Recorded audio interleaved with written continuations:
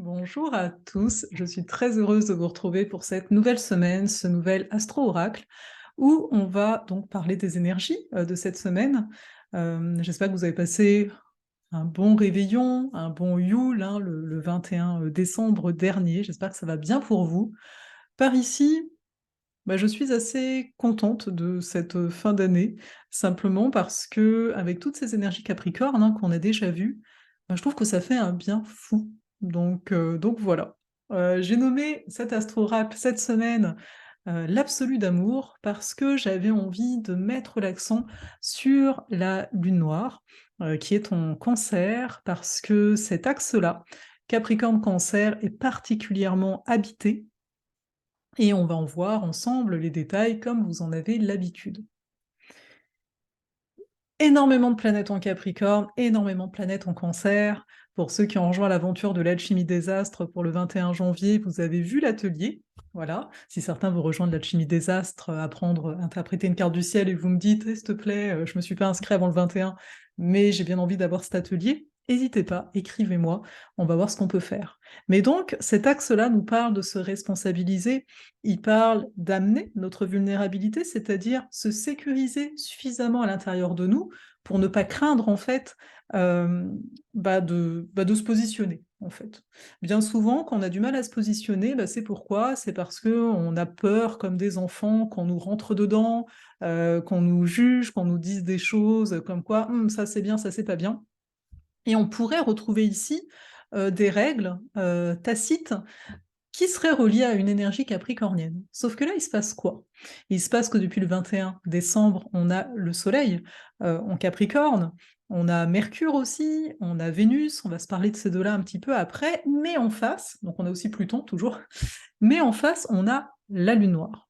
Donc la Lune noire, c'est un absolu, ce serait un peu comme quelque chose, une énergie, ici je parle d'un absolu d'amour parce que c'est en Cancer, qu'on a du mal à toucher. Pourquoi? Parce qu'on a peur que si on touche ça, notre identité, notre ego, se voit comme dilapidé, j'ai envie de vous dire. Et là, cette lune noire, cet absolu est à la toute fin du cancer, ça veut dire opposé à Pluton. Pluton Capricorne, on l'a vu, là, ça fait déjà de nombreuses années, mais quand il est à la fin, il est encore plus fort à la fin d'un signe, où on est en déconstruction de certaines traditions, on est en déconstruction de certaines règles justement préétablies. Et là, il fait face à quoi? À cette licorne, à cette lune noire en cancer.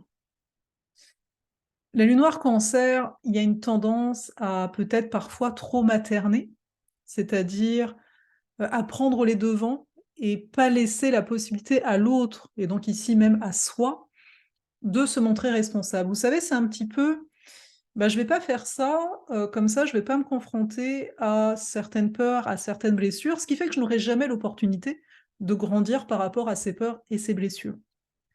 Donc là, le fait que ce soit mis en lumière, eh bien ça nous dit, bon, est-ce que tu as pas envie de toucher à cet amour? Quand je vous parle d'amour, c'est à mon sens quand on se sent en sécurité à l'intérieur de nous, on est amour. Quand je dis on est amour, c'est pas pour vous faire, vous parler en mode new age ou quoi que ce soit, parce que ça, voilà, c'est une autre histoire. C'est vraiment pour se rappeler que l'amour en tant que tel, hein, c'est la lumière à l'intérieur de nous, c'est-à-dire c'est cette union qu'on désire quelque part tous. La séparation, quand on est dans la souffrance, on est dans la séparation. Tu sais, on souffre parce qu'on désire quelque chose, on l'a pas. On souffre parce qu'on se dit ah mon corps me fait mal. Et il y a une séparation, tu vois, pourquoi ce corps me fait mal alors que c'est à la base mon corps, mais voilà. Voilà, bon après, on s'entend, c'est pas parce qu'on va se dire je peux être séparé que ça marche, hein, c'est beaucoup plus profond. Il y a un travail enfin un travail, une attention à donner là-dessus. Et donc ici, il y a comme une possibilité, lors de cette semaine hein, notamment, ça a déjà un peu commencé avant, non pas de se réconforter, mais de se rappeler qu'on est assez protégé à partir du moment qu'on décide de prendre soin de nous. Qu'on décide, c'est très capricornien ici, qu'on décide que, voilà, par rapport à ma réalité, le Capricorne nous rappelle la réalité, les choses vont être comme ça plutôt que comme ça. Bien sûr, en face, en cancer, on a une sensibilité, on a une subjectivité, c'est ce qui est le propre de l'humain.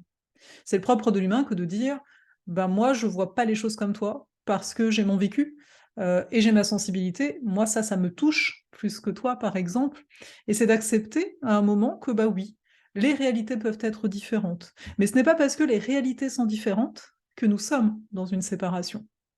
C'est-à-dire que si je suis en acceptation, tant qu'il y a de l'intégrité, tant qu'il y a du respect, bien sûr, toujours, hein. Quand je dis ça, c'est dans le sens, bah, vous faites pas maltraiter non plus et maltraitez pas l'autre. Voilà, en mode: «Bah non, c'est ma réalité, voilà, j'en ai rien à faire de toi ce que tu vis», non.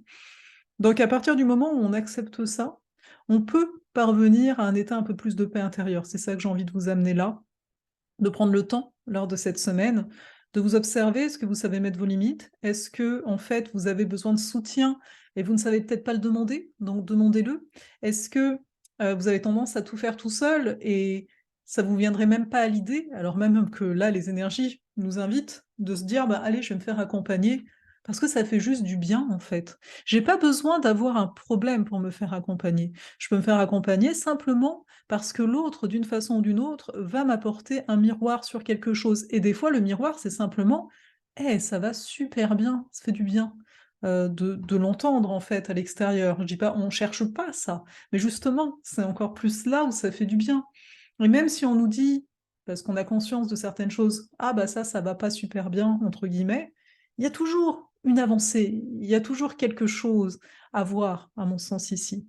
Donc voilà par rapport à cet absolu d'amour, c'est-à-dire qu'à un moment, l'amour, c'est aussi permettre à l'autre de se responsabiliser, c'est permettre à l'autre de devenir autonome. Si, les enfants, je leur laisse jamais faire, la moindre expérience, je suis là: «Non, non, passe, c'est moi qui va faire», c'est en mode, très maternant là, bah, il apprendra jamais.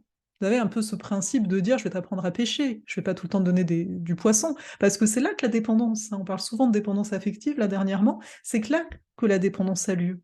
Si je suis coutumier à ce que ce soit une autorité extérieure qui m'apporte, l'amour, la reconnaissance, que vous voulez, eh bien je ne serai jamais rassasiée, je serai toujours en dépendance, je serai toujours en manque et voilà, bon, là je vous dis ça, ça va un petit peu plus au-delà que cette semaine, hein, comme thème.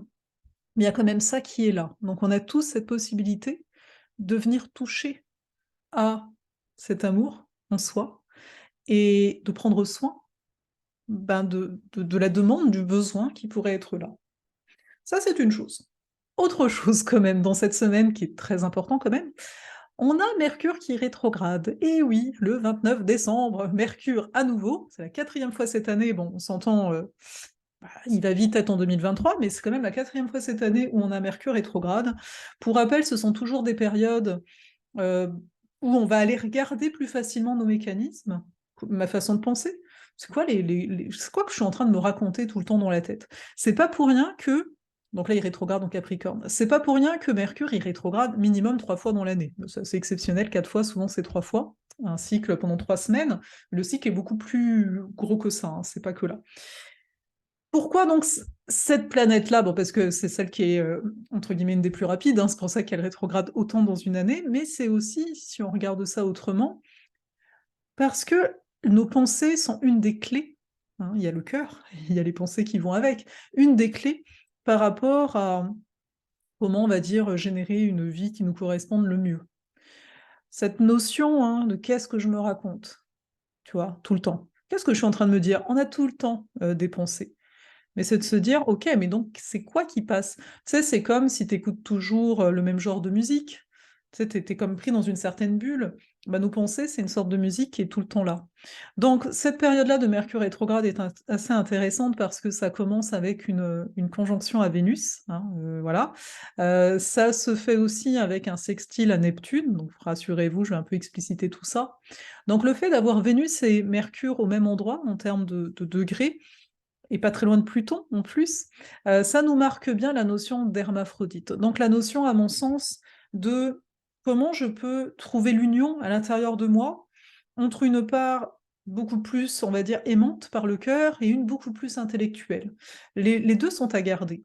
On sait que c'est toujours une histoire d'équilibre, mais là on est en Capricorne, donc ça nous dit quoi, hein? C'est pas en Balance, hein, que ça se passe, c'est en Capricorne. Ça nous dit qu'il y a une volonté de trouver une structure. Il y a une volonté de faire silence. Le Capricorne est un signe réputé pour aimer la solitude. Donc à quel point, et ça quelque part, comme on débute l'année avec ça, c'est quelque chose à se rappeler tout le long de l'année, à quel point je vais me donner des espaces dans l'année de silence pour pouvoir me retrouver. pour pouvoir faire la part des choses, pour revenir à l'essentiel au niveau de mes valeurs, hein, notamment avec Vénus ici. Bien sûr, où est-ce que se trouve Mercure rétrograde, dans quel domaine de vie, dans quelle maison? Bah, ça va être essentiel à regarder parce que bah, ce domaine de vie va être considéré d'une autre façon. Et en même temps, c'est peut-être dans ce domaine de vie-là, jusqu'à en tout cas, je vous disais l'année, mais c'est plutôt jusqu'à la prochaine rétrogradation, où il y aura un besoin de revenir, il y aura un besoin d'ajustement, il y aura un besoin de silence. Je peux le dire que comme ça. Quand je dis silence, c'est une forme de retraite pour aussi avoir une certaine ambition. Quelles sont mes ambitions? Je vous le dis tout de suite, si ça se passe en maison 12, l'ambition, ça peut être bah, justement de revenir à l'être-té plutôt qu'au faire. Ça pourrait être quelque chose comme ça. Si ça se passe en 6, ce serait peut-être de revoir toutes les obligations que je me donne en général, etc. Bon bref, on va pas toutes les faire, c'est pas le but de cette vidéo, mais c'est pour que vous compreniez le principe. Donc c'est surtout ça, hein, je vais quand même vérifier, mais que j'ai noté pour cette semaine. N'hésitez pas à venir dans l'infolette, parce que dans l'infolette, toutes les semaines, c'est la sagesse des astres que j'ai appelé ça, donc toutes les semaines, j'écris aussi, hein, donc je sais que certains, bah, pour y revenir dans la semaine, c'est plus facile. Et oui, quand même, il y a le sextile à Neptune, donc on voit qu'il y a une aspiration à réaliser les choses qui nous tiennent à cœur. Il y a une aspiration à se reconnecter à quelque chose de plus divin. Et c'est une belle préparation, hein, Saturne qui va passer en Poisson dès le mois de mars prochain, non? Donc, de toute façon, on est toujours en contact, on s'en reparlera. Mais voilà pour ça, ce que je voulais vous dire. Donc là-dessus, si vous avez le goût, bah, de venir dans la follettre, c'est avec plaisir. Si vous y êtes déjà, c'est parfait. N'hésitez pas à vous abonner, parce que je sais qu'il y en a qui regardent la vidéo, ils pensent pas à s'abonner, mais ça ferait plaisir. À aimer, à partager, ce genre de choses. Et sachez qu'il reste quelques places pour un accompagnement en duo, avec mon compagnon et moi-même. Lui, il fait des soins, donc soit des auras chamaniques, c'est à distance, hein. Et moi, je vous fais un bilan, en fait, enfin un bilan. Oui, une forme de bilan, enfin c'est plus une prévision 2023 à partir de votre carte de naissance, voir un peu les grands événements qui vont s'annoncer pour vous dans l'année. Donc ça, c'est un audio. Donc ça s'appelle le soleil intérieur comme soin. Si ça vous inspire, bah, je vous mets le lien de toute façon, vous regarderez ça. Et voilà, là-dessus, je vais vous souhaiter une très belle dernière semaine 2022 et on se retrouvera dans l'astro-oracle de la semaine prochaine pour 2023.